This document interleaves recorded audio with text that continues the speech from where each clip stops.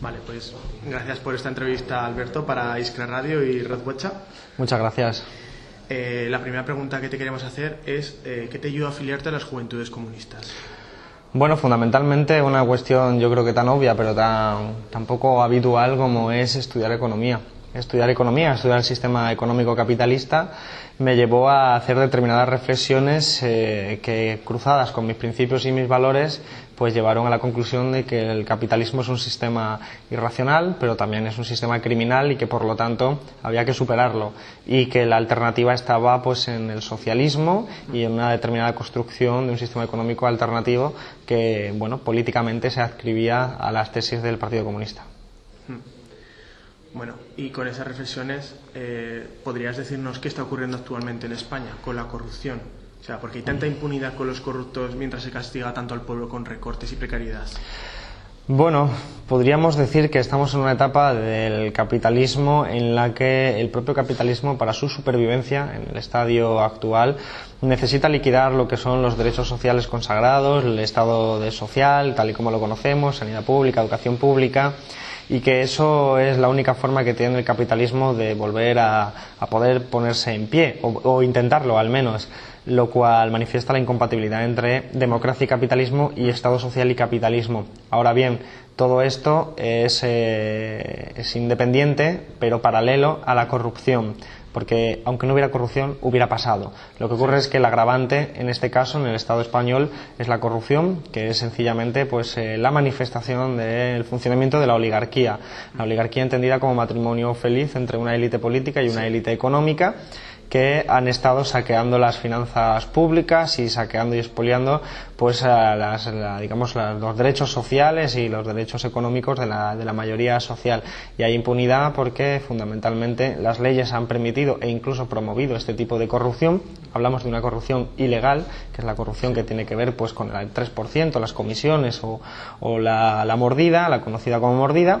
Pero también hay una corrupción legal, que es la del desmantelamiento del Estado social, la privatización, el poner lo público en un mercadillo para que unos amiguetes, esa élite económica, se enriquezca aún más. Estos fenómenos son el lubricante de los beneficios bancarios, de los beneficios empresariales, y ayudan y son consustanciales en este sentido al crecimiento económico de la economía española. Por lo tanto, son procesos paralelos. Eso ya lo hemos visto con el desmantelamiento de Carlos III y luego toda la crisis posterior con el ébola y todo. Bueno, ¿tú crees que todos los políticos son iguales o responden a unos intereses de clase? Hombre, yo creo que está claro que no podríamos poner en el mismo cesto y en la misma categoría conceptual a personas como Mariano Rajoy o Cayo Lara, porque defienden intereses diferentes y pertenecen a realidades totalmente distintas. Por eso es útil decir que no existe la clase política, sino políticos de distintas clases y distintas clases sociales, es decir, con defensa de intereses totalmente antagónicos.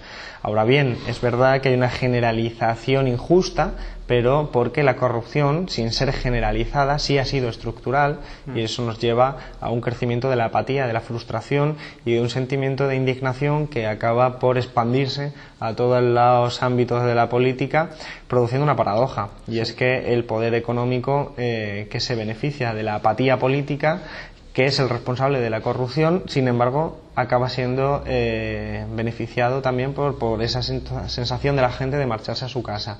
Y efectivamente, pues eso es un verdadero problema, pero contra el que hay que combatir desde la pedagogía y desde luego desde el ejemplo.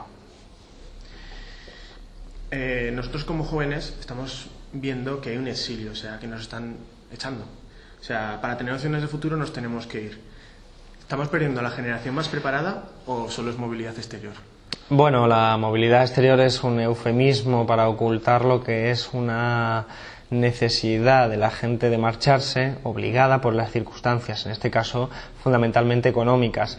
La realidad es que las salidas individuales pueden ser exitosas en algunos casos, pero la salida efectiva tiene que ser una salida colectiva.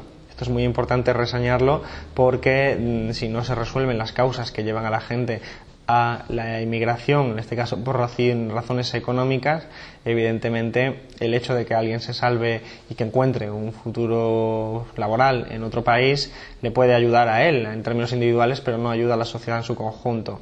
creo que estamos asistiendo al desmantelamiento también de esta capacidad productiva de la gente, a este futuro, ya no solo en términos economicistas, sino en términos sociales y relacionales, de una generación que además hemos sido educados y financiados por nuestros padres, nuestros abuelos, un sistema social que ha costado dinero y que sin embargo la rentabilidad económica la vamos a servir más allá de nuestras fronteras, pero es el resultado obvio de un modelo de producción y consumo absolutamente frágil, que era el diseñado por el bipartidismo y que al final pues afecta a nuestras vidas cotidianas. Vale, ahora una pregunta a tu faceta como economista. O sea, ¿tú crees que para salir de esta crisis capitalista que se puede salir de esta crisis capitalista rescatando a bancos y no rescatando a las familias?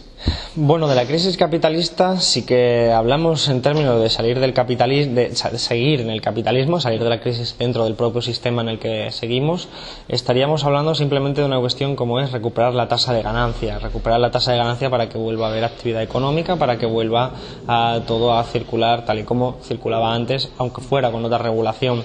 En realidad, rescatar a los bancos es un elemento ideológico, pero que es contraproductivo para el propio capitalismo, porque rescatar a los bancos, teniendo en cuenta que son unas instituciones financieras y como tales son intermediarias y que como tales viven de una punción que efectúan sobre la actividad productiva, esto no quiere decir que los bancos viven de otra actividad, y rescatar a los bancos sin rescatar otras actividades efectivamente es darle una patada hacia adelante y salir huyendo.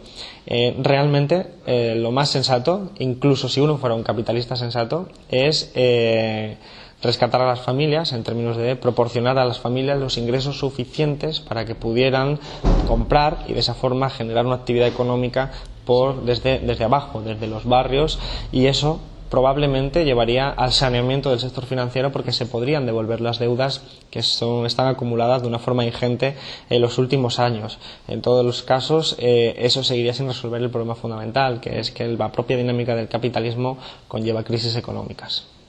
Vale, muchas gracias. Bueno, y actualmente se afronta en España una situación histórica en la que el bipartidismo ya no da más de sí, y la mayoría social apuesta por transformar la sociedad hacia un modelo mejor. ¿Cómo debe ser el papel de ello en este nuevo escenario? Yo pienso que es importante entender que los partidos son instrumentos para la mayoría social, y por lo tanto son instrumentos que tienen que acondicionarse a las necesidades de esta mayoría social. En este sentido, es cierto que estamos ante una oportunidad histórica y hay que aprovecharla, porque las oportunidades históricas pasan, y si pasan nos vamos a encontrar con una sociedad en la que no nos reconocemos como seres humanos, en la que no nos reconocemos como personas con capacidad para transformar la sociedad en un sentido progresista o de ideología de izquierdas, y para no encontrarnos en esa circunstancia tenemos que abrir los márgenes para poder aprovechar esta oportunidad. Izquierda Unida tiene que acometer un proceso profundo de reforma para adaptarse organizativamente e impedir que este fenómeno social que ocurre desde hace varios años no sea canalizado por la izquierda. Tenemos que conseguir que ese fenómeno social, la rabia, la indignación, sea canalizada por una izquierda que además sea una izquierda ideológica, que tenga claro quién es el enemigo, que tenga claro cuál es el capitalismo y cómo funciona. Y para eso Izquierda Unida tiene que evitar pasar desapercibido. No podemos ver la revolución pasar por delante, bien sea una revolución de derecha, bien sea una revolución de izquierda, una transformación radical, porque si se hace sin una ideología como la nuestra, que sitúa al capitalismo como principal responsable, entonces ciertamente habremos desaprovechado la oportunidad. Bueno, en relación a este libro que escribiste, La Tercera República, hoy vas a presentarlo, pero ya lo publicaste a comienzos de este verano. ¿Fue una señal que pocos días antes de publicarlo abdicase Juan Carlos I? Bueno, fue un agrado para el editor del libro, desde luego, porque evidentemente nunca se puede encontrar un contexto tan favorable como es la abdicación de un rey y la presentación paralela de un libro sobre la República, pero fue una casualidad. Lo cierto es que sí que había ciertos hilos conductores. Por ejemplo, el hecho de que el rey haya dimitido tiene que ver pues con el estado y contexto social en el que se enmarca la monarquía, una monarquía asolada por la corrupción, rodeada de redes clientelares, de uso fraudulento del dinero público, y todo eso señalaba que la monarquía tenía que acometer un proceso de renovación, de reestructuración, que nosotros ya visualizábamos, porque estamos ante un cambio de época y ese cambio de época es transversal, afecta a la monarquía y afecta a toda la sociedad. Por eso pensamos que era oportuno sacar un libro sobre la Tercera República, porque tarde o temprano la monarquía iba a intentar legitimarse por la vía de un cambio. Lo que no podíamos esperar es que fuera en un espacio de tiempo tan cercano. Tan corto. Bueno, dada tu juventud y la trayectoria política y profesional, ¿cómo te ves dentro de 4 años? ¿Cómo sería un Alberto Garzón presidente del gobierno? Bueno, dentro de 4 años me veo más viejo, porque pero aparte de eso pocas certezas hay. Incluso eso no deja de ser una probabilidad, porque siempre existe la opción de no estar. Pero lo cierto es que es muy impredecible el momento político en el que vivimos.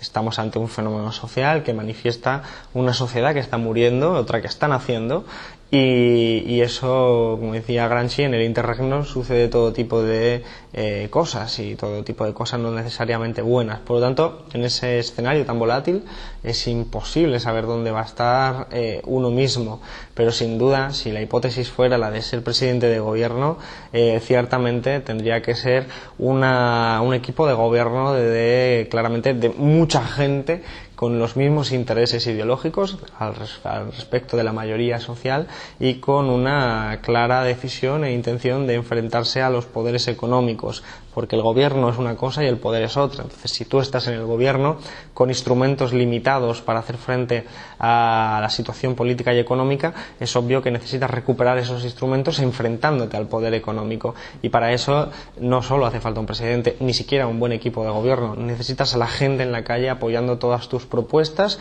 y teniendo en definitiva una masa social y una base social que apoye ese proceso de transformación.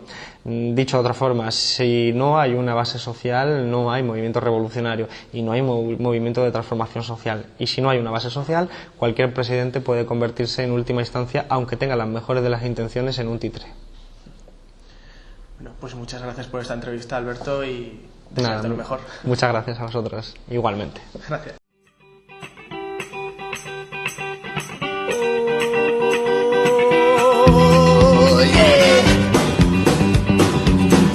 Take